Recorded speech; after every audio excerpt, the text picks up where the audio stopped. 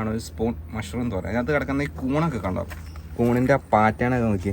അപ്പോൾ ഈ കൂണ് നമുക്ക് ചെറിയ പീസുകളായിട്ട് അരിഞ്ഞെടുക്കാം കേട്ടോ. നമ്മൾ തോരൻ വെക്കാൻ വേണ്ടിയാണ്, അതുകൊണ്ട് തന്നെ ചെറിയ ചെറിയ പീസായിട്ട് അരിഞ്ഞെടുത്താൽ മതി.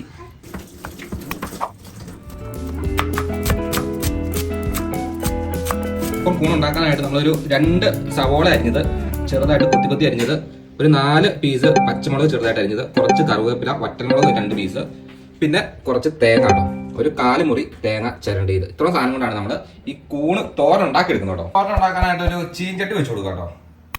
ചീഞ്ചട്ടി ചൂടായതിനു ശേഷം നമുക്ക് വെളിച്ചെണ്ണ ഒഴിച്ചു കൊടുക്കാം, ഒരു 2 ടേബിൾ സ്പൂണോളം. ശേഷം ഒരു 1/2 ടീസ്പൂൺ കടുക് കൊടുക്കണം. കടുക് പൊട്ടിയതിനു ശേഷം നമുക്ക് വറ്റൽമുളകും കറുവേപ്പില ഇട്ട് കൊടുക്കാം.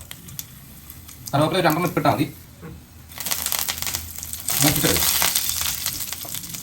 മുളകും കറുവേപ്പില മൂത്തിന് സവാള ഇട്ട് കൊടുക്കാം കേട്ടോ.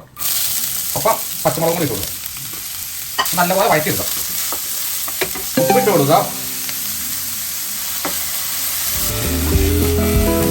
സവാള എത്തുന്ന ജസ്റ്റ് ഒന്ന് മൂത്തിന് ശേഷം നോക്കി അതിൽ കുറച്ച് പൊടികൾ ആഡ് ചെയ്യാം. ആദ്യം തന്നെ നമുക്കൊരു 1/2 ടീസ്പൂൺ മഞ്ഞപ്പൊടി ഇട്ട് കൊടുക്കാം, 1 ടീസ്പൂൺ കുരുമുളക് ഇട്ട് കൊടുക്കാം, ഒരു 1/2 ടീസ്പൂൺ ഗരം മസാല.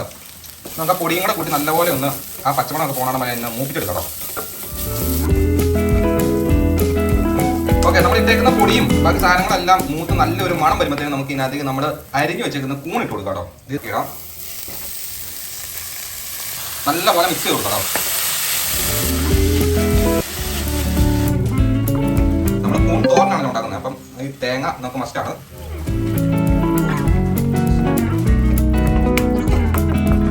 നമുക്കൊരു 5 മിനിറ്റ് മൂടി വെച്ച് കഴിക്കണം.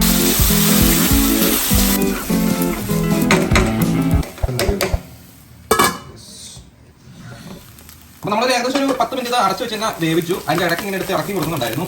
ഇനി നമുക്കൊരു 2 മിനിറ്റ് നമുക്ക് ഈ ഒരു കൂൺ നിങ്ങൾക്ക് തുറന്ന് വെച്ചതിന് ശേഷം ഒന്ന് ഇറക്കി കൊടുത്തൊന്ന് കുറച്ചും കൂടി ഒന്ന് ഫ്രൈ ആക്കി എടുക്കാം. ഫ്രൈ അല്ല, ഡ്രൈ ആക്കി എടുക്കാം. ഇതിൻ്റെ നല്ല മണം കേട്ടോ.